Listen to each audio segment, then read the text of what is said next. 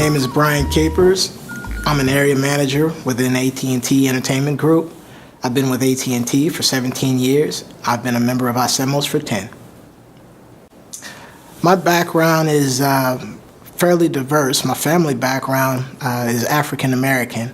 However, my personal background, environmentally, culturally, is a little bit different. I was born in New York. The first few years of my life I spent in the Bronx, and it's a very diverse environment.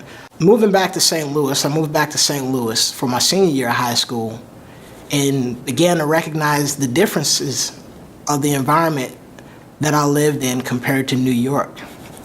New York was multicultural and it was diverse, but where I lived was different. We didn't really talk about race. We grew up in the same neighborhoods, in the same areas. We grew up with each other, and so I don't believe that I actually understood or I acknowledged or identified my friends based on their ethnic background.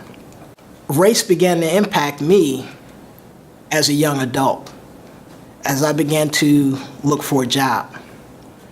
I'd always been told that I was intelligent. I was always told that I was capable. But when I interviewed for jobs, they seemed to put my application to the side. The jobs that I would be offered were maintenance. You could work at a fast food restaurant, but I'm not sure if you're really qualified for that, or we'll call you back. That's when I began to realize that cultural identity is not necessarily something that we choose, but based on our own personal experience, sometimes it can be forced upon you. I entered AT&T with the understanding of the environment that I was used to, that because of the way people perceive me, I may not necessarily be perceived as capable, qualified, talented. In that mindset, understanding that, to some extent helped me back from truly exploring my potential. It was an African American within my organization who was many levels above me, was respected, who gave me the motivation and encouragement to pursue a manager position. It wasn't that I didn't feel capable, but I didn't know if I would be accepted and included, and if I would truly be given a fair chance. My experience with HACEMOS has been incredible. I was introduced to HACEMOS by a longtime friend, Jomo Castro. We both grew up in the same neighborhood. We had known each other for a long time, and we happened to begin working for the company around the same period of time.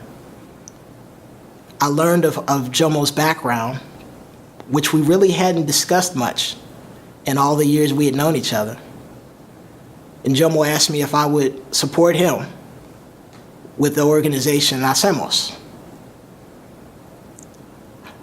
I respect Jomo, so I accepted the invitation to attend an event to raise money for scholarships. It was there that I met many people within AT&T at all levels, which is something I had not been exposed to in the position that I was in. I had a wonderful time. I enjoyed my time at the event, and I recognized that there was more to AT&T than the building that I had worked in. Over time, I was asked to become a leader to continue to support the organization.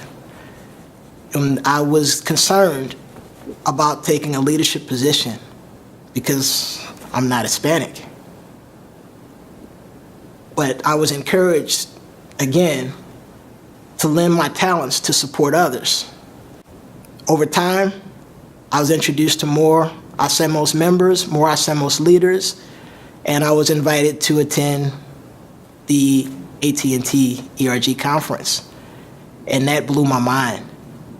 I met leaders from across the country. I met people just like me that were looking for an opportunity to show their talents and to advance. And what I learned humbled me, because I learned that I wasn't the only talented, minority or otherwise, that was looking for an opportunity to advance. I learned that doing your job at AT&T is expected. Performing well at your job is common.